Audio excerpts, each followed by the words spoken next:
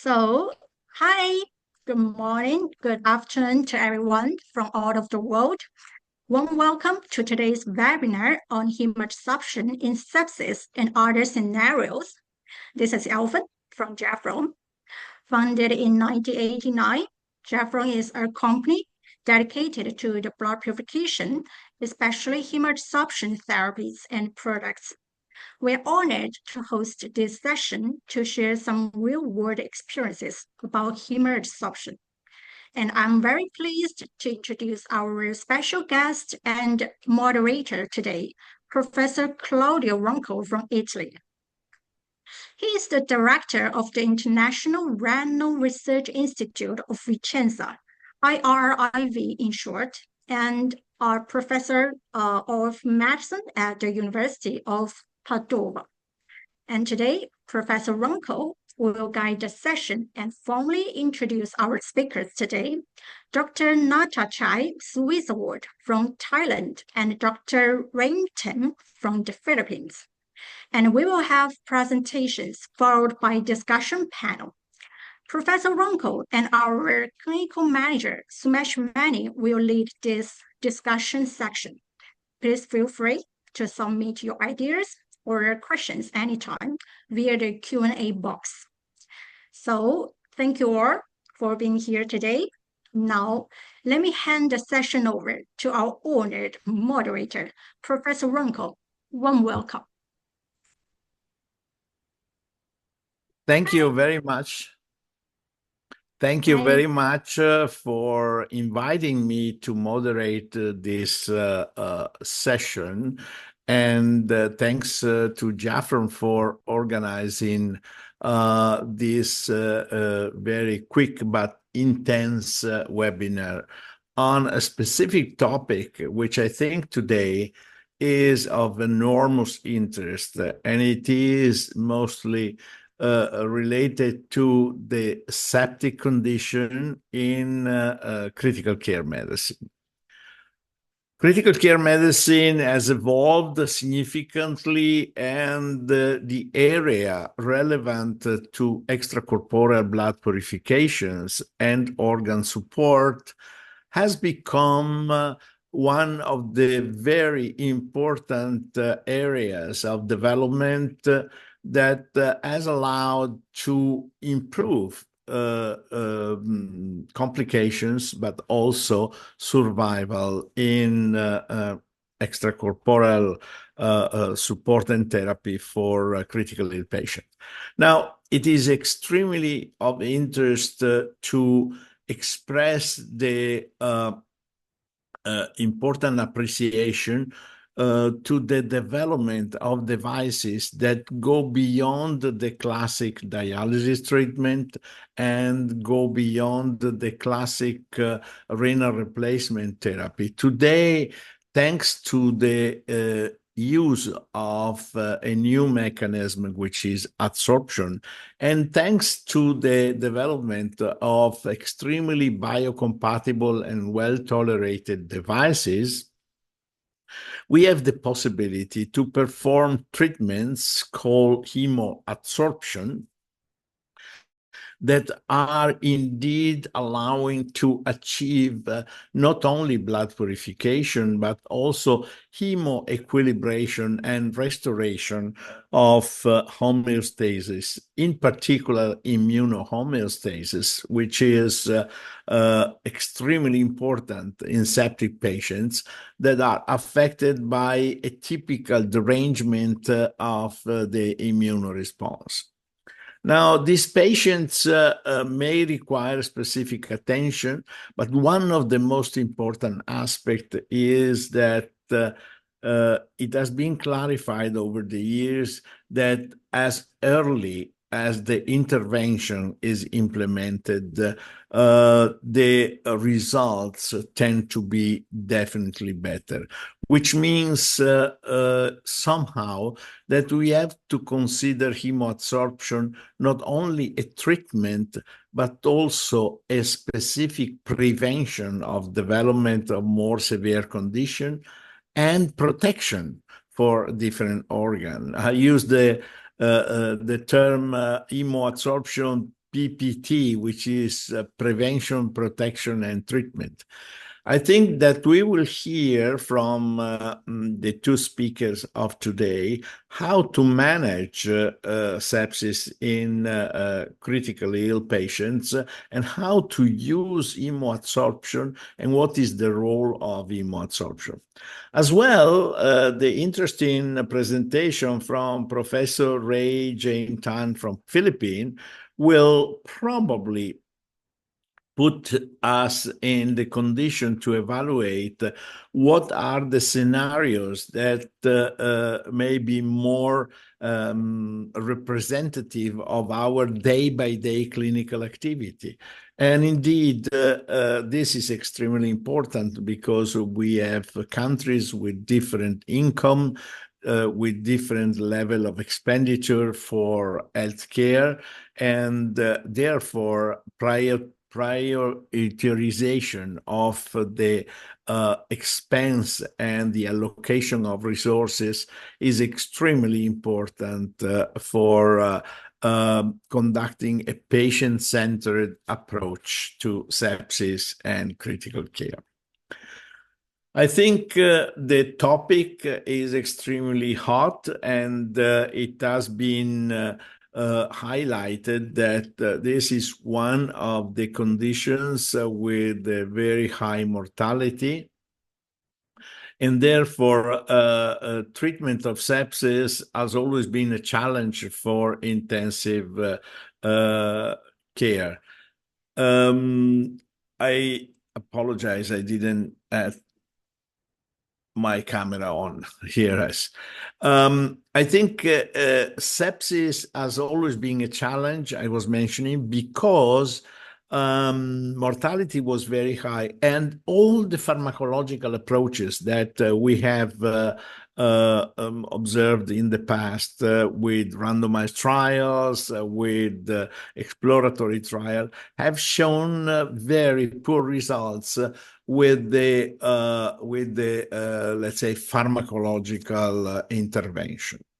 For this reason, the extracorporeal blood purification therapies and organ support therapies have become an important tool in the armamentarium of the critically ill,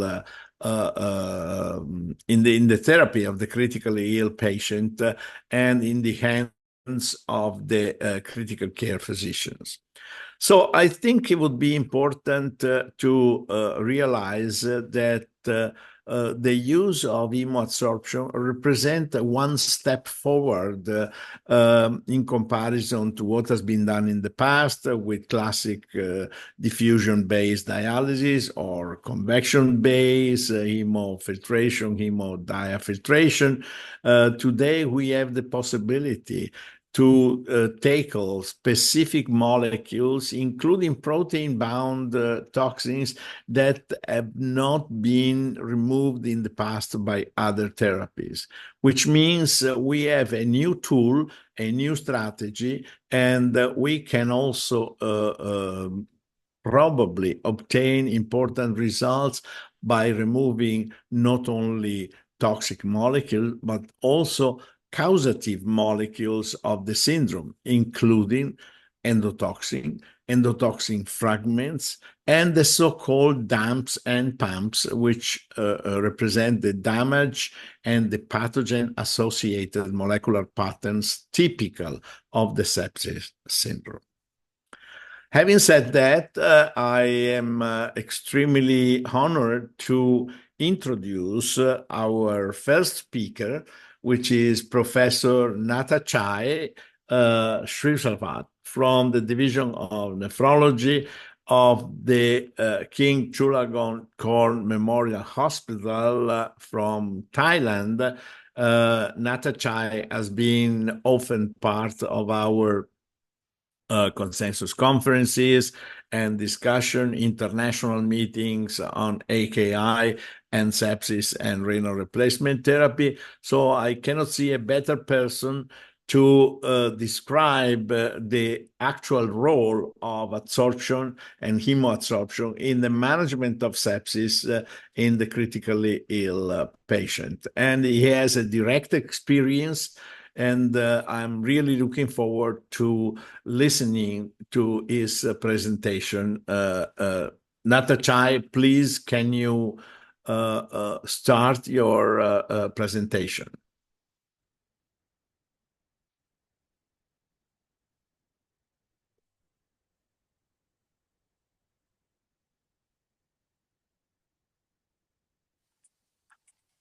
Thank you very much, Professor Ronco. And first of all, I would like to also thank you, Jeff, for inviting me to share our experience to using the hemoadsorption in our clinical practice.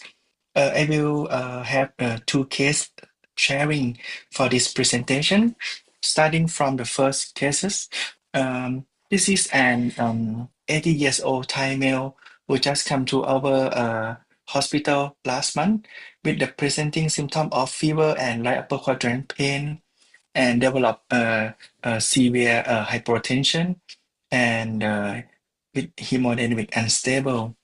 Initially diagnosis is severe septic shock, and he has severe also have low urine output and requiring the very high dose of vasopressor support. Initial laboratory show the hyper leukocytosis, including and high BUN and creatinine with markedly elevation of the amylase and lipase level. He also has a severe metabolic acidosis. As you can see from this number, the bed XRS is extremely negative with hyperlactatemia, very high level of the CRP. Initial interleukin 6 that can check in our hospital show the maximum level more than 50,000 picogram per ml. The imaging confirmed the initial diagnosis for acute cholangitis and severe gallstone pancreatitis. We also sending out for the hemoculture and the bioculture, which coming out with the result of the E. coli resistance to penicillin. The patient underwent to do the percutaneous biliary drainage along with the ICU admission. We have decided to start the renal support along with the hemoperfusion technique with the indication of cytokine storm. As you can see from this figure, on the first day of the ICU admission, we start the CRRT combining with the HA330 hemoperfusion and after the initial treatment, we can wean off the vasopressor within 2 days of ICU admission, and we can wean off the CRRT support about on day 4, and also we can extubate patient on day 5, and the patient has been clinically improved and transferred to general ward after that. So in these patients, as you can see that the way that we treat this patient is including the kind of the standard treatment, antibiotics, and along with the initially fluid support and also the vasopressor support. And also we decide to use some kind of the additional treatment, which is a hemoperfusion in this patient, with the reason that of the patient has like multi-organ failures and also have a really high elevation of the interleukin 6 and also have a really high level of norepinephrine requirement. When we look into the literature, normally they also trend to the role of the hemoperfusion, also one that quite consistent from the many report is the weaning of the vasopressor that show that after this kind of treatment, we can see the markedly reducing of the IL-6 from the maximum level to kind of the very under the normal range level. And also we can beat off the vasopressor very fast in this setting also. So, but purification in Thailand is not a new technology. We have this kind of the device in the Thailand market for more than 12 years. And HA330 has also coming to Thailand market and in our practice already 10 years. The reason that we tend to use this kind of the device is try to, we all know that the conventional therapy such as antibiotic could not remove some of the bacterial product or the bacterial toxin such as DAM and PEM that already circulate into our septic patients. And this kind of the toxin can further down damage the organ injury. So that's why this is one of the reasons that we decide to use this technique. And also the rationale of hemoadsorption techniques, including try to control some target molecule that already mentioned by using the principle of the Van der Waals technique or of the substance that normally is water insoluble or the lipophilic substance. The challenging question is what is the right patient to start, which criteria to start and stop, and how we monitor the efficacy, and what is the prescribed that we should do for hemoperfusion, and also the group of the patient that we should be concerned about this kind of the technique. This table is coming from Aggie 30 that mentioned about the potential molecule marker that we use for determine efficacy and efficiency. One of the common practice that we use and widely used also in tertiary hospitals such as interleukin-6, that might be another potential role for us to start along with the clinical that mentioned like a high dose vasopressor. And also some middle molecule that maybe we can monitor in the laboratory level such as HMG-B1 or even endotoxin in form of endotoxin activity assay that also has a US FDA approved. Current device that we have so many devices, and the HA330 from Jaflon is one of the main hemoperfusion technique that we use in the hospital. This bead is called had a pore size that can absorb the molecule in the range from small to medium molecular weight, and they have the activity of adsorption activity for the substance that has a hydrophobic activity or lipophilic activity. This is column that this figure show the type of the hemofiltration hemoadsorption cartridge that we have. The one of the commonly used that we use is HA330 in the setting of severe sepsis because this device can absorb the small and middle molecule up to 60 kilodalton, which is kind of the range of the cytokine such as AL6 molecular weight. We can do the many technique for hemoadsorption, such as a standalone technique or combining with the CRRT device, or we also can integrate the hemoperfusion along with the ECMO circuit also. In terms of the surrogate endpoint, in sepsis, which is a kind of a complex disease, we don't have any clear definitive or absolute marker yet. Sometimes this kind of the marker can be any combination of the marker to show the clinical endpoint benefits. For example, in this study that we done, one of the hemoperfusion technique, we measure all the cell function, including HLA-DR expression and chemotaxis activity, and show significant improvement of this kind of marker. And also previous study during the COVID-19 era, we also have a chance to perform HA330 hemoperfusion therapy in severe COVID-19 as a prospective and randomized trial. The marker that we monitor, such as the CRP SOFA score, this kind of the marker that show improvement after the treatment of hemoperfusion technique also. So in terms of the prescription that we normally done is we try to perform the treatment early as soon as possible when the patient come into the ICU. We try to perform the treatment at least 2 times and 2 days consecutively. We can do any machine configuration for this therapy.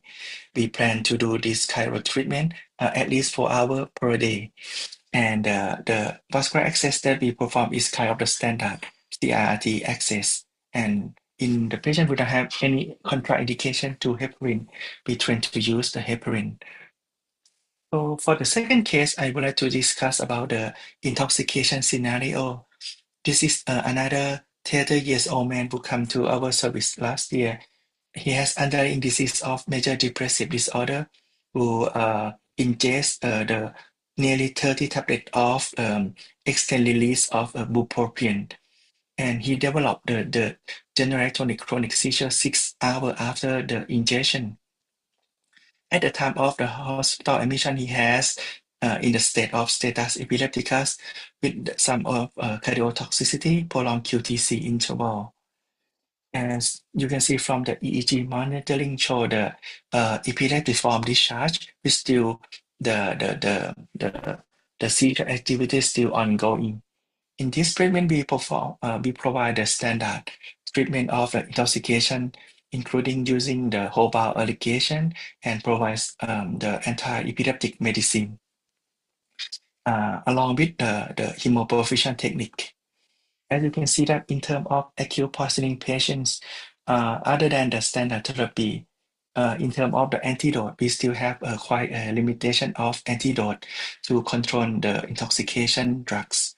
And this maybe also allow us for the role of the hemoperfusion that sometimes can absorb many the poisoning drug that do not have any specific antidotes. In this table, show that the hemoperfusion technique is a technique that may be good for the drug that has a very high protein binding, but has a low volume of distribution. And this technique will allow us to better clearance of the lipophilic substance that normally cannot removable effectively by the standard hemodialysis technique. In terms of the example of contribution of extracorporeal therapy, such as the metformin, in the setting of the kidney failure, the kidney clearance is markedly dropping, and extracorporeal treatment such as CRRT is one of the better choice because this technique can remove the metformin effectively. But some medicine is lipophilic activity, and that is not a good candidate for extracorporeal treatment. This schematic approach clearly show that the extracorporeal treatment in terms of the substance that not have any antidote and has low endogenous clearance. This is the substance that is the candidate for extracorporeal treatment. And if this substance have a very large molecular weight, has a high protein binding, this is a good candidate for the technique that we call hemoperfusion. And hemoperfusion in toxicology has an advantage in terms of they have good for again for the high protein binding lipophilic toxin, and it can remove the toxicity that very rapidly, especially in the setting of life-threatening condition such as in this patient. Hemoperfusion again can remove larger molecular weight comparing to hemodialysis and can effectively remove lipophilic substance. In the bupropion intoxication, in this case, they have small molecular weight, but they have very high volume of distribution, high protein binding activity, and for itself an active metabolite is lipophilic activity. So this kind of the thing may be the good candidate when we perform hemoperfusion. We have performed hemoperfusion in this patient for 4 hours, and even 20 is about nearly 1 day after ingestion. But you can see from the EEG monitoring after the treatment show markedly improvement of resolved epileptiform discharge of the treatments. And we have report this case report recently in the nephrology journal. And in this table, kind of the summarize about the role of hemoperfusion technique in the intoxication, especially like a pyrrhopod poisoning or in the setting of organophosphate poisoning, and show the significant improvement. Also, in the setting of the other substances such as colchicine, anti-TCA, or amitriptyline, this also have the report of using hemoperfusion from for HA330 to improve clinical outcome. Lastly, I would like to advertise our upcoming international meeting that also have Professor Ronco with us, the 6th Asia Pacific AKICRT that will host in Bangkok for next month.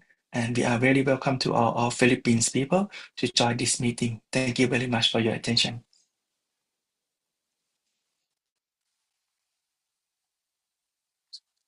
Thank you very much, Dr. Chai. We are going to make the discussion all together at the end, all the second presentation as well. I think your cases, however, were extremely good in representing everyday life in the hospital and critical care medicine. So thank you very much. I'm sure the audience will have some question for you, and I will have some question myself.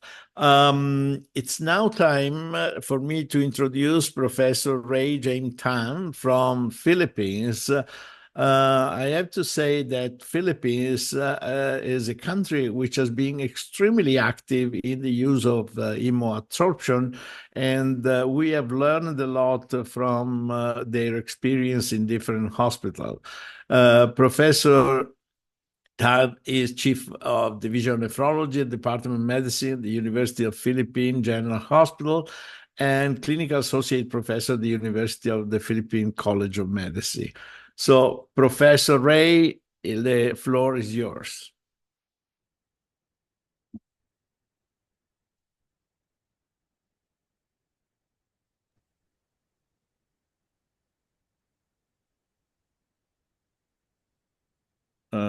Please control that you have your microphone on.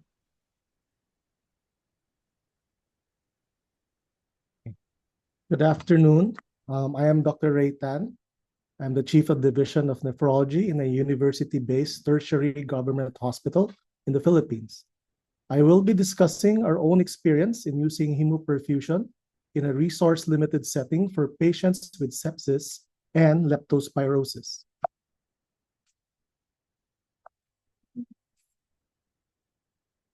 This is the outline of my talk. I will share my institution's clinical indications of using hemoperfusion, its treatment outcomes, and the lessons we have learned and still learning as we go along.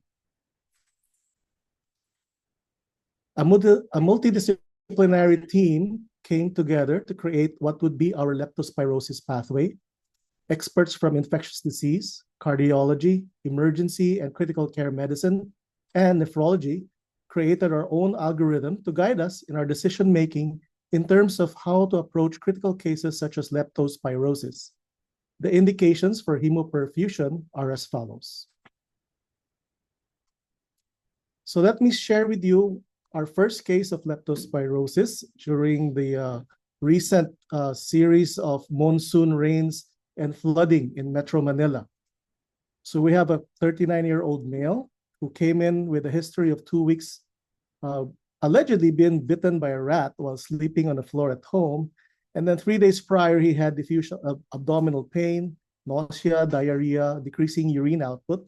And a day prior to consult, complained of body pains, a difficulty in ambulations due to calf pain, and the worsening of the symptoms. He came in with, you will note the patient is tachycardic, febrile, but patient has beginning tachypnea with icteric sclerosis and conjunctival suffusion.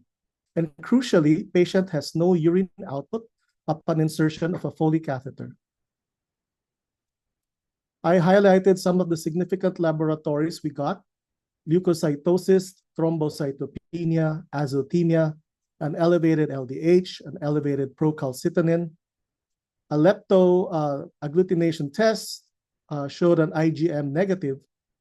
It seems we never seem to catch them earlier in the course of their disease, as most patients wait till their symptoms worsen. He wasn't also able to take doxycycline for prophylaxis after his exposure. At this point, the chest X-ray was still normal. So patient was diagnosed to have moderate to severe leptospirosis, acute kidney injury secondary from the leptospirosis. Ceftriaxone and pulse therapy were initiated, and a session of hemodialysis was done for the hypercatabolic state and the anuria. However, on the second hospital day, he was noted to be hypotensive, developed respiratory insufficiency, and thus was intubated with note of bloody secretions on the tube.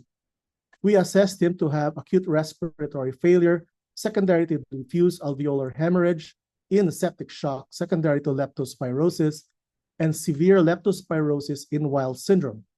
Take note of the drastic changes in his chest X-ray. Patient was immediately admitted to the ICU, started on inotropes, and now hemoperfusion was added to his hemodialysis. Patient completed 3 sessions of hemoperfusion and pulse therapy. He was eventually weaned off from hemodialysis and was sent home recovered. Now, very briefly, I will share with you our census on the past month. Again, because of the flooding in Metro Manila from July 15 to August 21, you will note that the PGH, or my hospital, received 58 referrals. Patients were mostly young males, mostly breadwinners who had to wade in floodwaters to work. 1/3 of the referrals were already intubated. Of the 58 referrals, we had 11 mortalities, or 18%. These are the breakdown of interventions and non-interventions. For patients who underwent hemodialysis alone, we had 1 mortality and 13 were discharged. 3 patients died who had hemoperfusion, and 3 were discharged improved. 28 patients underwent hemoperfusion plus hemodialysis, and 7 or 25% died. However, 14 or 50% were discharged improved. As of late, all of those still admitted were also discharged improved. So we have seen a 64% success rate. 3 went home against medical advice. The 3 who died with no interventions were mostly in severe shock when they arrived at the emergency room. Okay. Our second case is a patient who developed sepsis, a 37-year-old male with a 5-year history of recurrent intermittent right upper quadrant pain with jaundice, nausea, vomiting, self-medicated with herbal supplements with resolution of symptoms, and 3 days prior to consult, increased the severity of the right upper quadrant pain, again with jaundice and vomiting, which prompted him to consult.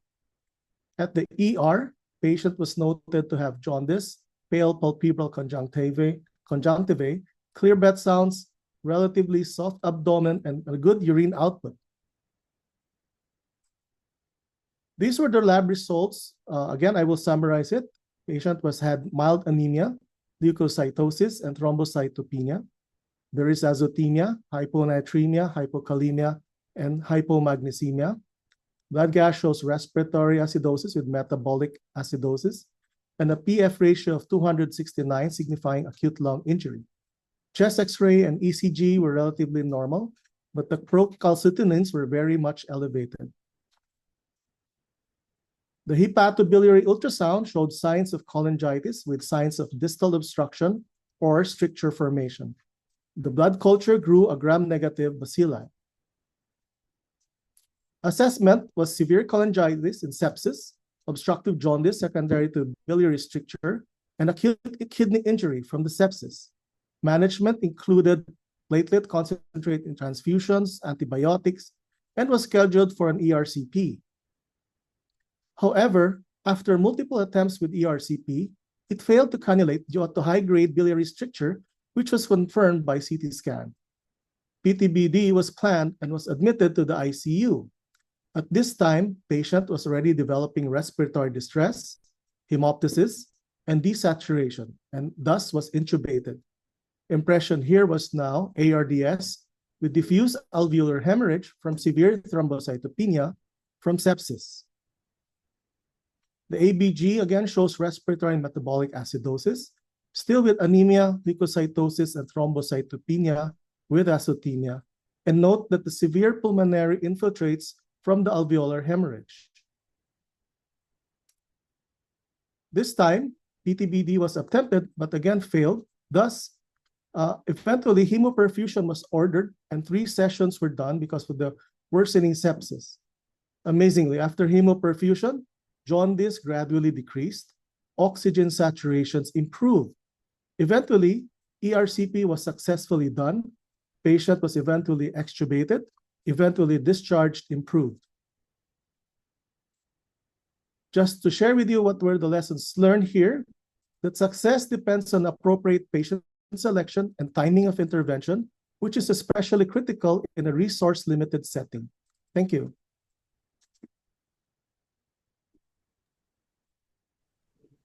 So thank you very much for your presentation. And I think we can probably display the gallery of the speakers so that everyone can see each other. Very good. So Ray, thank you very much for your presentation. I have a question that comes from, let me see if I can read the name.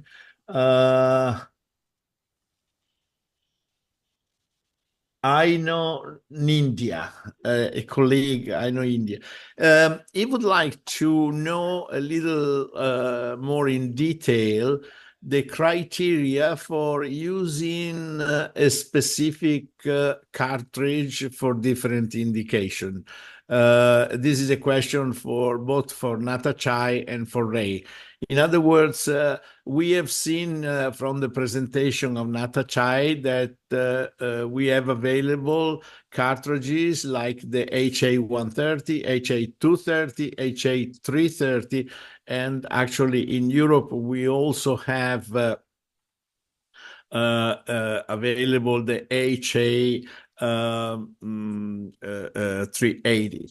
So would you like to maybe comment on the choice of the cartridge, specifically, for example, because we have seen that the HA230 is indicated for intoxication, but in the case described, I think you used the HA330. Can you please tell us a little bit more about your criteria for selection of the cartridge? Maybe I will start first, Professor Ronco. Yes, Thank you for the question. I think the main idea that we actually in this case, if we think about only the intoxication, HA2330 maybe is a good candidate. But in this case, as you can see from the reference range for absorption of the HA330 also cover in the range of HA230 also, because HA330 cover to absorb the substance molecular weight from 500 to 60 kilodalton. That also cover the range of the 10 kilodalton or HA230. That is one of the reasons, because and also in this case, we are not sure from the beginning. They also have some sepsis or not sepsis or not. That's why we decide to cover with the cartridge that has a large molecular weight for absorption and high more absorptive capacity in this case. Thank you. Ray? Most of our cases of leptospirosis that came into the hospital already were having signs of sepsis and septic shock. And like the other case that I presented, presenting with cholangitis, pancreatitis, I think what they have in common is that most of these patients are already going to sepsis or septic shock. So our cartridge of choice is usually the HA330.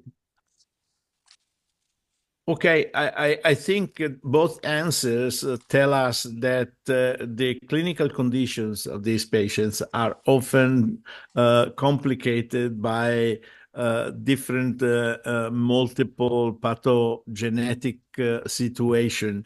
And in this case, intoxication was also complicated by a septic syndrome. So it is of particular advantage to try to combine the removal of pumps and dumps together with the toxic drug. Concerning intoxication, there is a special question if this is applicable to profound vasoplasia due to ACE inhibitors or angiotensin-renin blockers inhibitor intoxication. Does anybody have an answer to this? For me, I never found this kind of the intoxication, Professor Ronco. Maybe need to look into the literature.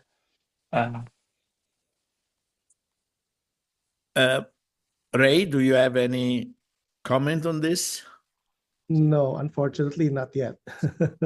Well, We I do again have a comment because together with the effect of drugs, very often the vasoplegic response may be due to the combination of presence of cytokines or other mediators which are activated, and therefore it makes really good sense to apply the hemoadsorption therapy.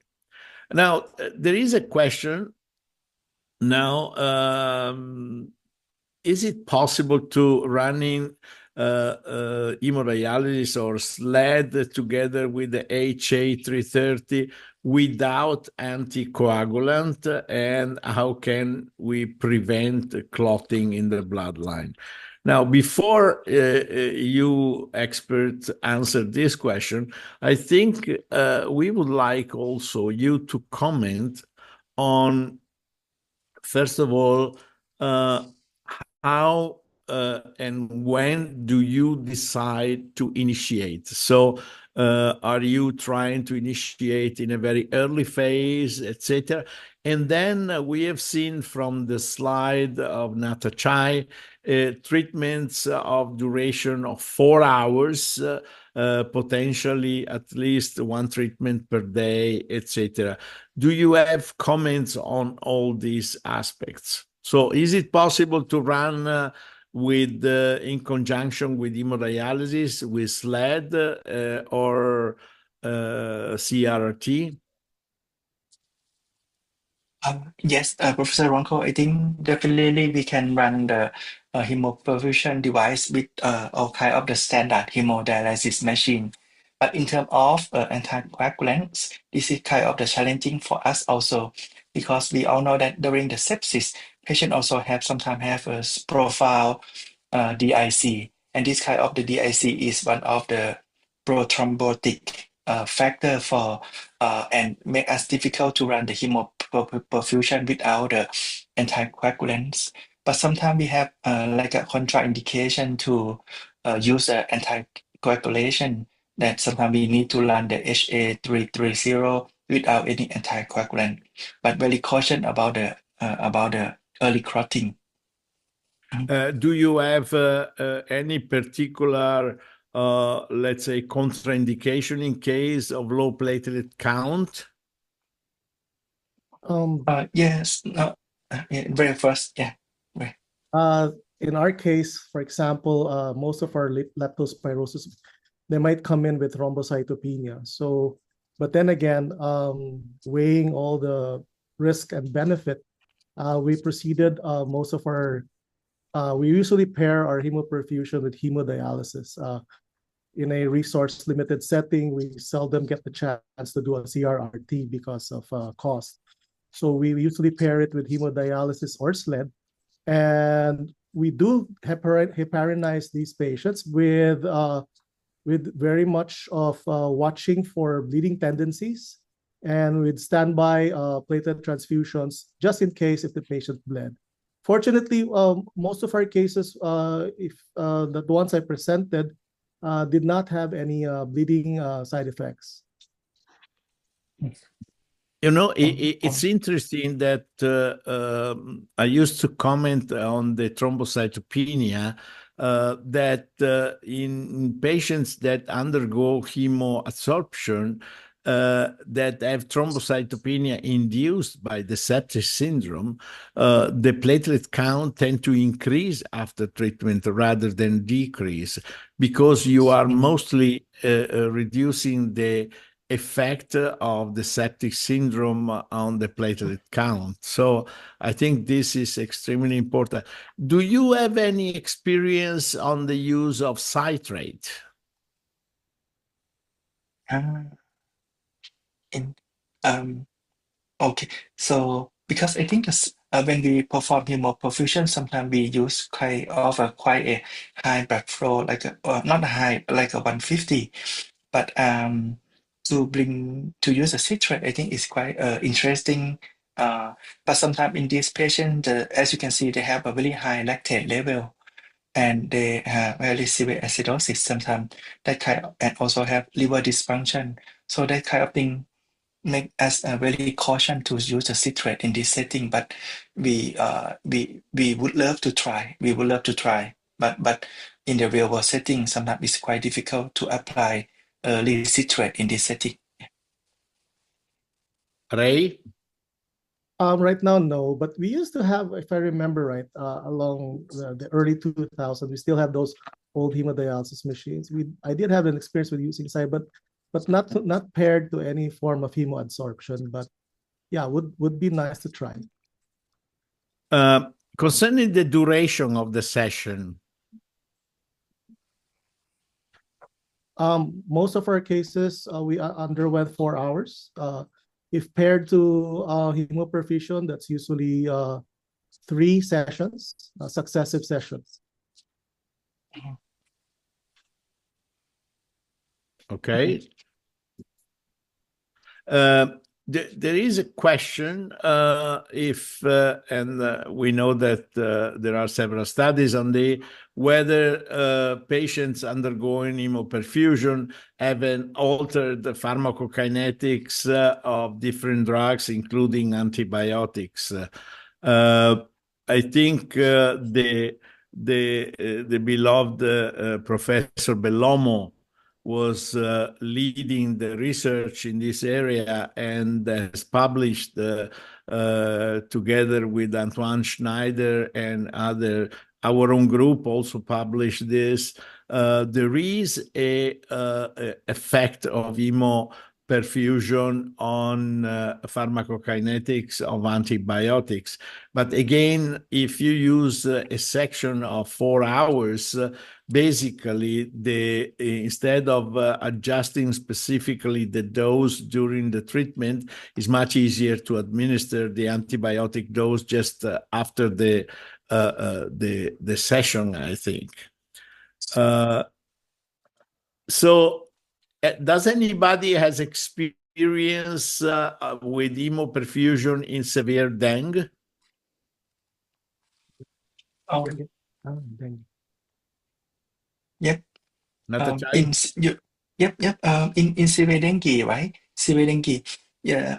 As you may know that one of the major complication of severe dengue we call the HLH or secondary hemophagocytosis. And in this setting, you can also have the profile high level of IL-6 that may match to like a cytokine storm also. So we have a chance to sometimes occasionally use the hemoperfusion technique, try to also mitigate this kind of the hyperinflammatory state also, along with the standard treatment, because in dengue we don't have any specific treatment. And also currently we have under the approval for the IRB to apply this device in the setting of severe dengue with cytokine storm. Ray, do you have a comment? I would think maybe our pediatric counterparts, but for most of our adult patients, no, did not have a chance to do for dengue. So we have to remind our audience that the hemoadsorption therapy in this case is particularly indicated in all the conditions defined as cytokine release syndrome. We have seen description in patients with COVID in the acute phase. We have seen description in patients with sepsis, but there are other situations, including extracorporeal membrane oxygenation treatment for patients undergoing ECMO or patients who receive CAR-T therapy. All those conditions that activate an important cytokine response are potential candidates for a treatment of this type. We have now a question. Last time I did CRT aligned with HA38 in patient with the DIC, hyperinflammatory case. It was quite challenging. Well, I assume that these are challenging patients and they are very complicated, of course. These are not simple patients for sure. I wanted to ask our expert two questions concerning the removal of bilirubin in patients that had acute obstructive cholangitis. They both presented the case. Did you have experience of the capacity of bilirubin removal by this treatment? Start from myself. I have a chance to run the hemoperfusion in this setting. And normally they can a reduction the bilirubin around 20 or 30% pre and post when we measure the bilirubin level.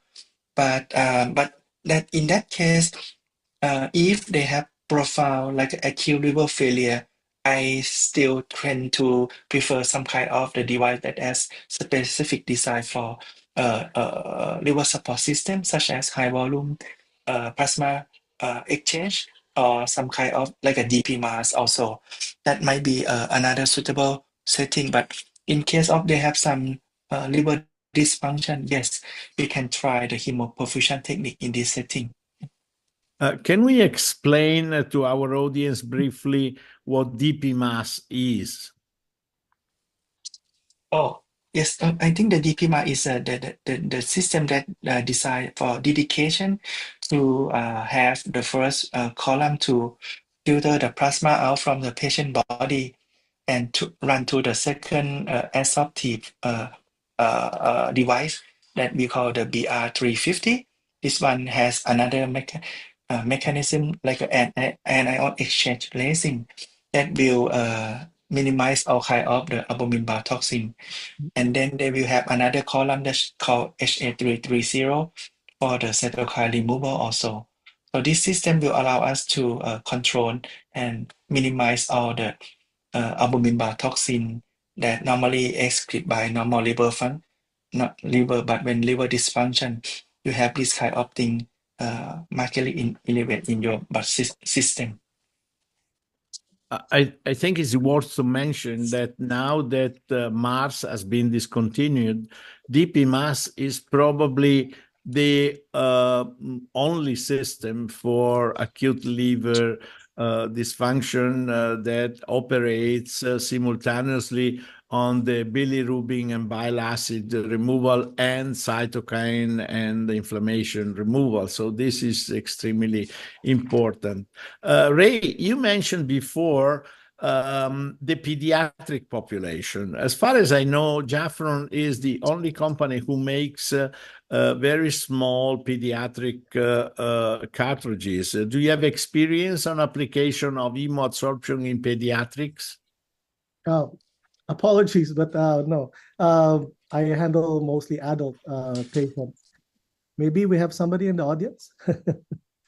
I visited a pediatric hospital in Philippines some time ago, and they were quite experienced in utilizing the HA60 cartridge, which is a very small priming volume cartridge for pediatrics. So I think this is another important option to have. Indeed, the Philippine Children Medical Center is a real reference point for this. And I was particularly pleased because as you know, I designed originally the Carpe Diem machine for neonates. So this is very, very important. So, Natachai, we are getting close to the end. If you have a special recommendation to give to our friends listening to this webinar, what would be your recommendation for the application of hemoadsorption in sepsis? Yes, I think my recommendation is we cut off this device in the setting of patients who have septic shock and refractory to standard treatment. And in this setting, normally we also provide like a hydrocortisone or steroid therapy. But these patients still have refractory shock. This is a group that maybe we can think about to use this hemoperfusion technique, try to stabilize the patients. And I think the idea is try to start the treatment as soon as possible. I think the timing, as Professor Ray mentioned, is a key message, along with the good clinical experience to run this treatment. Even it's not even it's quite an invasive technique, but with the hand of an experienced user, I think this device has more advantage than that has beyond the advantage that we should think about. Yeah. Ray, if you have to recommend a specific monitoring of blood tests in these patients, what would be your recommendation? Yes, thank you for that question. I was hoping also some guidance actually. At the end of the day, we want more guidance in terms of which parameters we should be monitoring. For us in a resource limited setting, we are limited to procalcitonin, mostly because these are patients who develop sepsis. But then again, I was very curious about the experience of in Thailand about utilizing IL-6. If you remember, Professor Ronco, I listened to one of your webinars before during the pandemic. We were so curious and we were so excited about utilizing IL-6 and looking for that slope. I remember you elegantly discussed to us about monitoring the IL-6, but then again, for a resource limited setting, we are having difficulties. Although we have IL-6, we just don't know at which point in that curve we actually could initiate our hemoperfusion. So up to now, we need guidance really, and more case sharing like this. It is very important for us to find that sweet spot wherein we can initiate hemoperfusion, especially for us in a resource limited setting, because as we all know, the cost of the cartridges should be of maximal benefit to our patients. And it is interesting what you say, because to a certain extent, we are all in a resource limited settings in almost every hospital.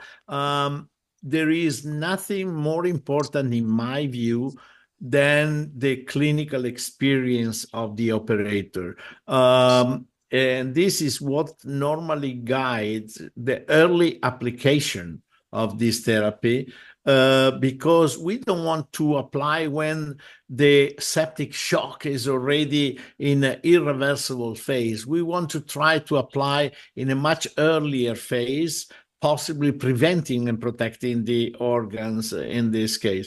So I think this is very, very important to consider that, yes, we can monitor some biomarkers, some parameters that often, however, are expensive. Sometimes they are even not so reliable because of the short half-life, etc. And I would like also to stress the point that sepsis is a continuous jump of pro-inflammatory, but also anti-inflammatory mediators.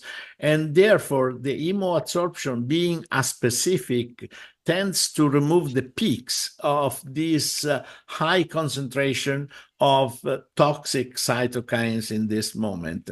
So it's like a shield that protects the organs from the excessive inflammation, but also from the counter anti-inflammation that sometimes lead to death due to intractable infection and so on. I think we are just on time to conclude, thanking all the speakers, and we will need probably to speak much longer about this. We will have the occasion in the Thailand, the CRRT meeting from October 2 to October 4. We are going to have also a meeting in India very soon in Hyderabad.